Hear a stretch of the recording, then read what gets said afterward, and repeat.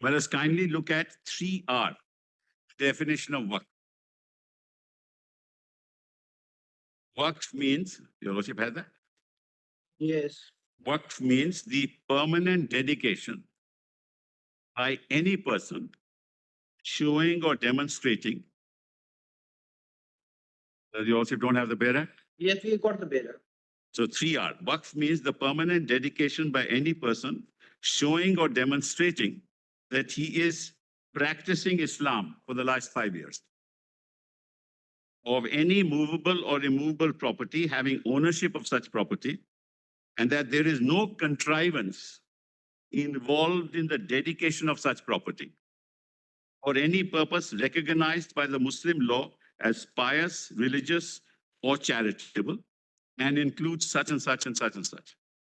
So, therefore, if I want to set up a waqf or create a waqf, I'll have to show that I have been practicing Islam for 5 years to the state. Why would I? It's my property. Why would I have to do that? If I'm born a Muslim, why would I have to do that? Why should the state be a judge of whether how good a Muslim I am or not? Personal law will apply. My personal law will apply to me, immediately. So, per se, according to me, this, and then, what is that contrivance involved in the? Given that we have a time constraint, I request you to see what Check, sound check. each other. All right. Check. Now, 1, this 2, is- 3, 4, 5, 6, 7. Also cut down the time because this is an admission stage hearing. I request everybody not to repeat. Whatever has been said should not be repeated. Correct, but now I'll tell you, Lordships, what sections I'm challenging. I'm challenging this, 3R. Yes. Then I'm challenging, this proviso to 3. Proviso to 3. Provided that the existing waqf by user properties registered on or before the commencement of the Waqf Amendment Act as waqf by user will remain as waqf properties, except that the property wholly or in part is in dispute or is a government property. Which proviso? This is the proviso. Waqif means, after waqif means, Page 6 of the compilation. well, they have, as your Lordship knows, deleted waqf Yes. by user. Yes. For the past, they have maintained it. Yes, fine. For the future, they have So that's another challenge, that who are you to say that I cannot create a waqf my user? That is my essential faith and practice. So that's the second challenge. And this, every encroacher, will have to be, it will be decided. Who will decide that? The dispute mechanism, Now kindly come, to section 3C. First 3A, 3A, 3 capital A, subsection 2. I'll just read it, and tell your Lordships what the challenge is. Creation of a waqf halal olad shall result in denial of inheritance, shall not denial of inheritance, rights of heirs, including women heirs, of the waqif or any other rights of persons with lawful claims. Well, who is the state to decide that? Under what lawful claim are you talking about? Well, who is the state to tell us as to how the inheritance is going to happen in my religion?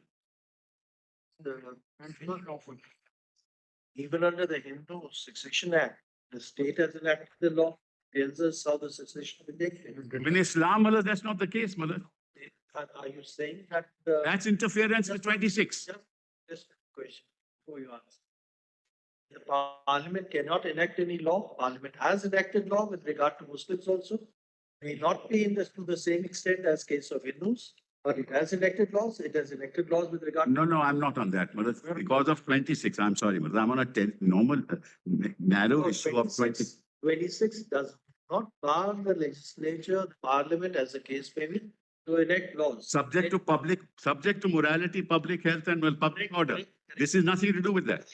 But that's never prevented. 26 is never prevented either, because 26 is universal. It's secular in the sense they applies across all communities. Yes, correct. So, Hindu Succession Act, Hindu Guardianship and Maintenance Act, so many acts have been enacted. I'm not, please, all right, I'll just move on, but I'll just tell your Lordships why the challenge. Why the challenge? inheritance in Islam applies after death. Correct. They are interfering before that. That's the point. But that's the point only, Mullah. I'm just flagging the point, Mullah, so that there's no Okay, time. fine. So that's point number 2. It's the extent of discretion. Correct. Point number 3, Mullah, kindly see. 3C.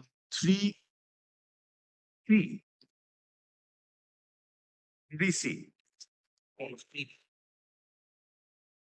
In Millard's page 9 of the book that I've given to your lordship. Yes. Any government property identified or declared as Waqf property before or after the commencement of this act shall not be deemed to be a Waqf property. Any property, government property identified or declared. So, Millers, if they identify or declare, it shall not be Waqf property. Then, Millers, 2. And I think the whole section is ultra vires. 2. If any question arises, whether any such Okay, just one. 2 of section. 3C, 3 capital C. Well, let's first 3C1. It's much better to look at that. Page 9 of this book, Mullah.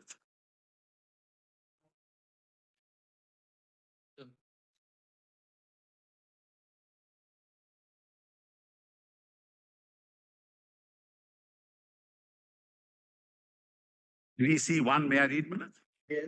It says any government property identified or declared as Waqf property before or after the commencement of this act shall not be deemed to be Waqf property. So, Mullah, they can make a declaration, says this is not Waqf property. Now, see how that is done. If any question arises as to whether any such property is a government property, the state government may by notification designate an officer above the rank of collector, hereinafter referred to as the designated officer, who shall conduct an inquiry as per law and determine whether such property is a government property or not and submit his report to the state government. Provided that such property shall not be treated as Waqf property till the designated officer submits his report. There's no time limit. And there's no time limit there. Quite apart from that, Mullahs, quite apart from that, what is that process where the government officer will decide in a dispute between the government and the Waqf that this is government property? You therefore have identified an officer who is part of the government, who will be a judge in his own cause. He is an officer of the government. And he gives a declaration. Identifies and gives a declaration. This is again per se unconstitutional.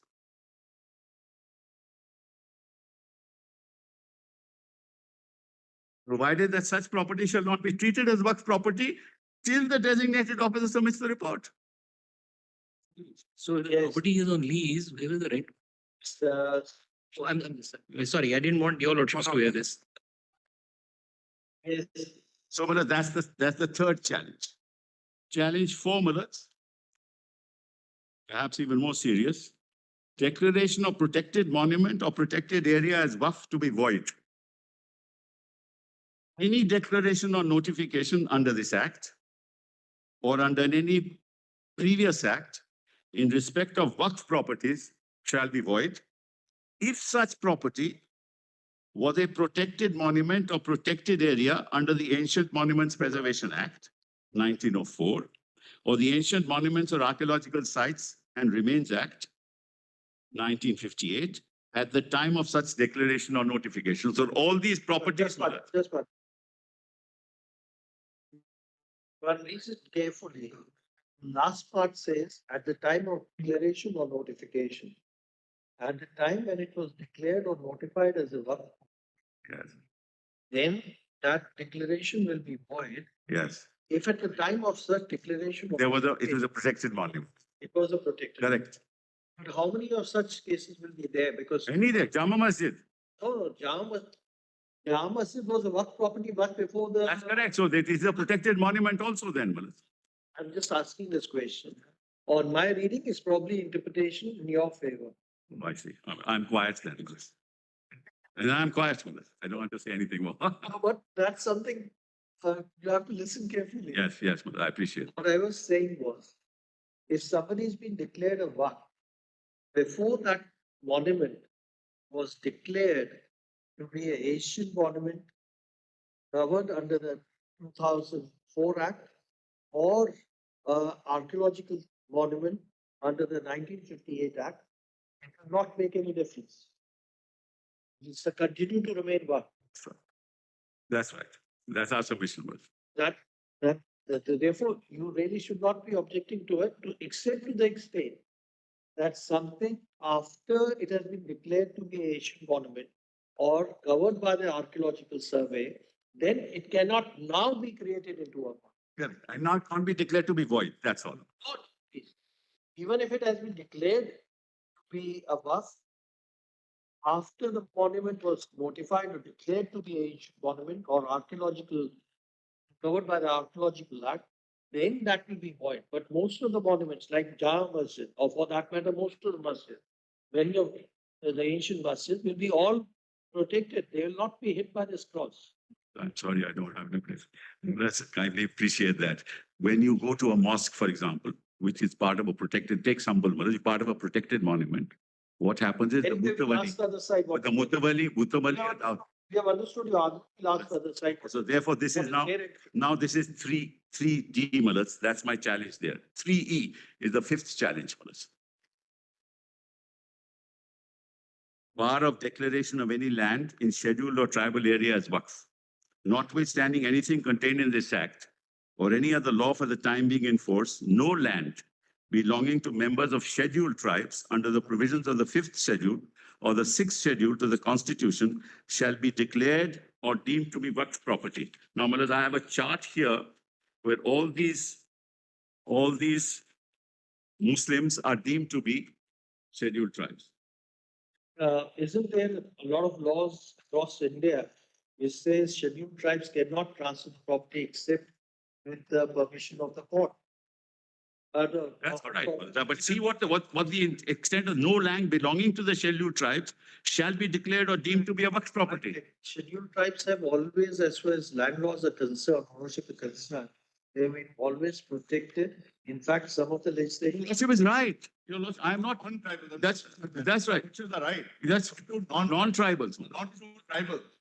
So a scheduled tribe member, even where they are protected laws like in Maharashtra, they, Wait for your turn. Mr. Sipal can answer that. Correct. So, Mullahs, therefore, you can transfer it to a scheduled tribe. Hope we understood. Not only that, Mullahs, they shall be declared or deemed to be a Waqf property. Understood.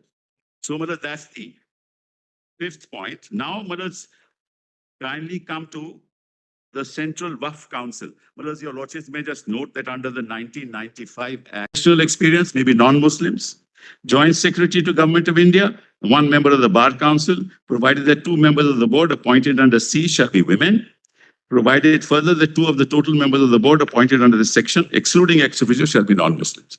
It's a complete takeover, Mullahs. It's a complete takeover through nomination.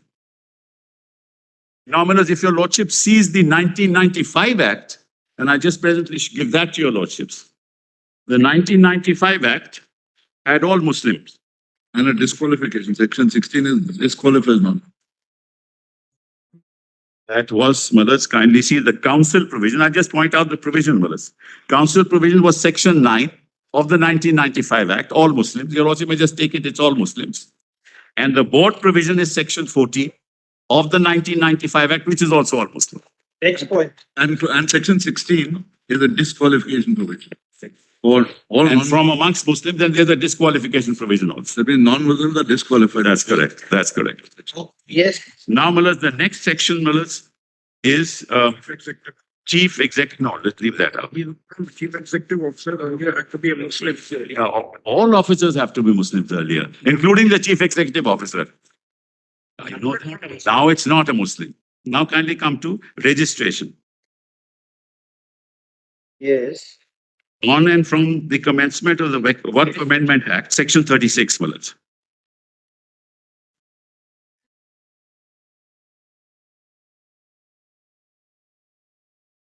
Yes. 1A, Mullahs.